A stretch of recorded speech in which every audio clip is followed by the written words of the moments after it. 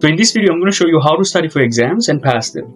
So one of the first things you should do when you're studying for exam is create your study plan. And I'm going to show you how I create my study plan and how I help my clients create their study plan. So there's two types of study plans that I would recommend that you look into. So the first one, if you're a university student, so there's a very specific study plan that you can do that goes up to 12 weeks. So basically it's divided based on the week by week. For every week you are in your semesters. And if you're taking professionals exams, right? Professional exams such as PAP, CPA, CFA, so you're studying for something on your own, right?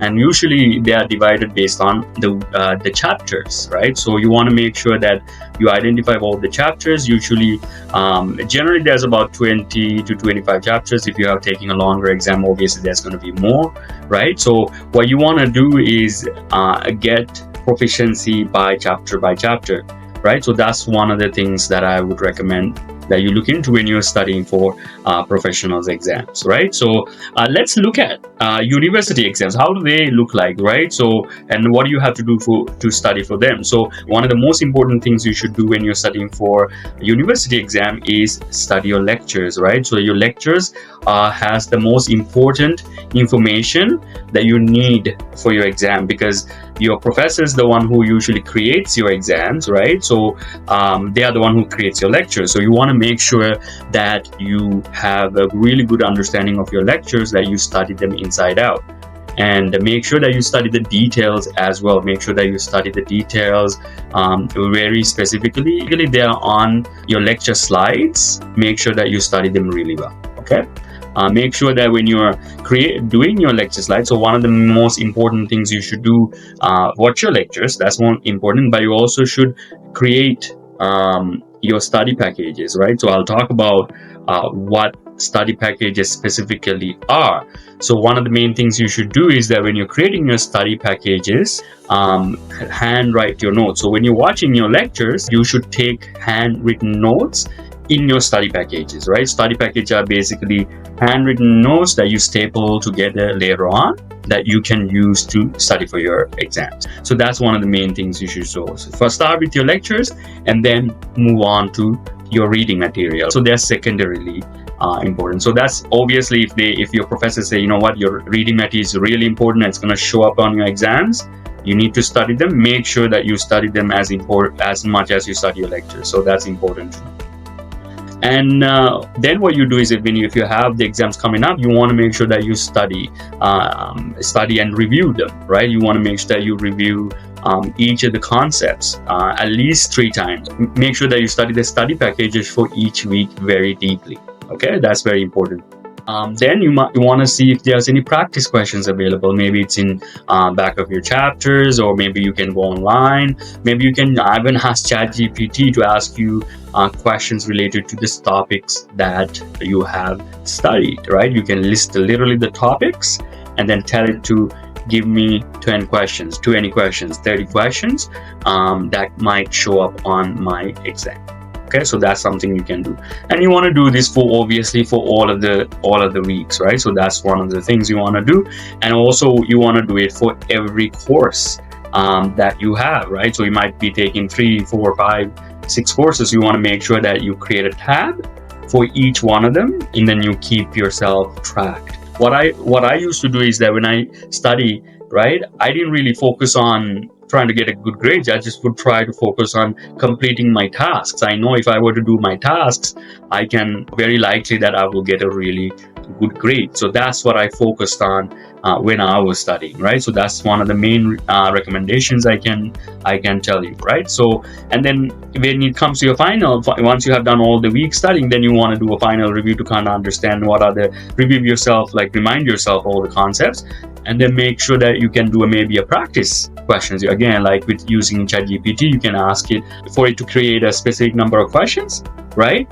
And then you can put it on your list to study. So one of the main things that you can get better and make sure that you make less and less errors is by correcting your answers, right? Or going through your concepts and seeing if you can write on your own what that means. So correcting your answers mean figuring out what you got things wrong or any concept that you have a hard time remembering, you rewrite them, right? So that's important to make sure that you do that.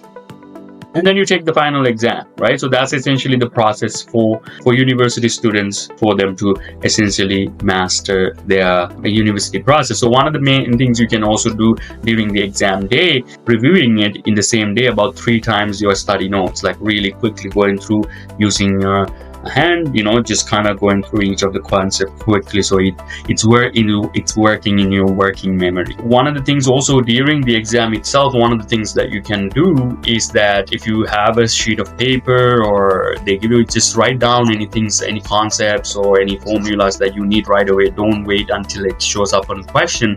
So if you feel like something you need to remember, just write, because just jogging down, dumping answers like that, it will help you kind of bring out memories from your long-term memory, right? So that's very important to understand and do. So when it comes to professional exams, so one of the main things you should do is I highly recommend you invest in a video course or maybe YouTube videos, and kind of use it using some sort of a video mechanism, because it will help you with your learning a lot more if you were to just read the book. The reason I say that is that when you're watching a video, right, you're listening. It's in, you can visually see the material. And obviously if you're writing, you're also using your kinesthetic, right? So you're using 3 levels of learning, right? When you are watching a video, listening to the professor or the instructor, and when you're taking notes, you are actually using 3 mechanisms of learning. So that's really powerful, reinforces your learning a lot. So that's why I recommend you watch videos, right? And you take notes at the same time when you're doing that. This will have the most valuable and important effect on your studies. Okay, that's very important.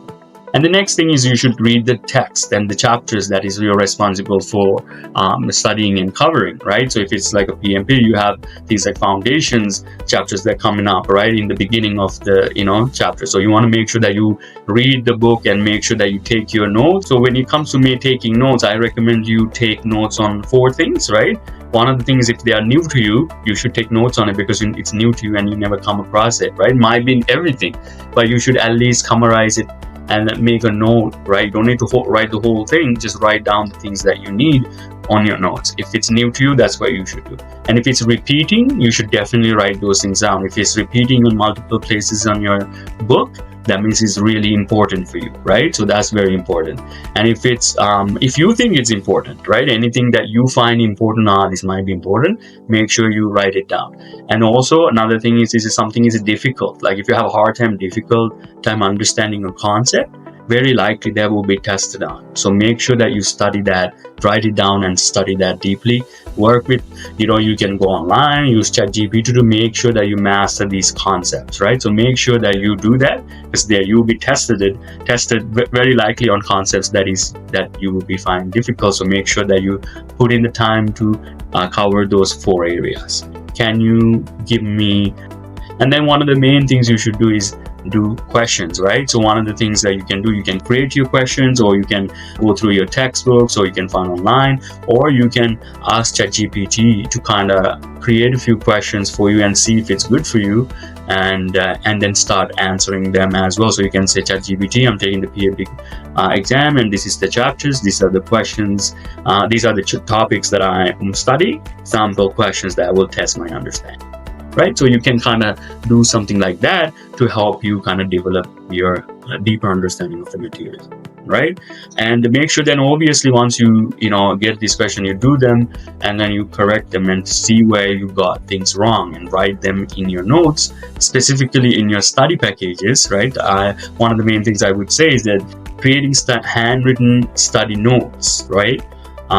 Or study packages, what I call them study packages, is one of the most important things that you can do to help you study better for your exams, right? So that's one of the most important things that will help you do well. And then once you have completed your practice problems, and once you correct the errors, make sure that you store your right answers as point form on your study packages as well, so you can review it during your review sessions. Let's go take a look at our checklist, how we covered everything. So we covered about whether you need to create a study plan. Yes, we did. Heavy spreadsheet, we covered it. We talked about the difference between chapters and weeks. So if you're if you're taking a professional exam, you do chapters. If you're doing university courses, you have exams, you do by your weeks. We talked about key tasks you should do. You should watch lectures or watch videos if you have them available, but they're really important. And also you make sure that you write your notes down, right? And you also should you make sure that you write your notes down, and make sure you read your book and you write your notes down, and you take you do questions, right? And then you correct them, and you figure out where you both got things wrong. So those are the major key tasks that you can do, and then you keep yourself tracked, right? So that's what you do once you're completing your tasks, right? You can go in progress, or as you completed it, you can mark it as complete. So we talked about study packages. We talked about handwritten notes is better for retention. So that's really important to remember. We talk about new, challenging, and repeated concepts, but we added a new one, right? So that would be important things you find important. We'll just put it as important, right? And then also staple and combine them, right? So that way you have them as specific packages that you can study in. And then we talk about the repetition, and we talk about the importance of studying, repetitively. So make sure that you know everything correctly, right? And we also talk about review your notes repeatedly, and then rewrite challenging concepts. So that's something that you should focus on doing. If you find anything challenging, you should rewrite those concepts. And then we talk about the importance of doing practice problems, right? So that's one of the most important things you can do. And also make sure that you correct them, and then make sure that you write them down, right? You rewrite the correct answer so that you will be in your memory. And I'll see you in the next video.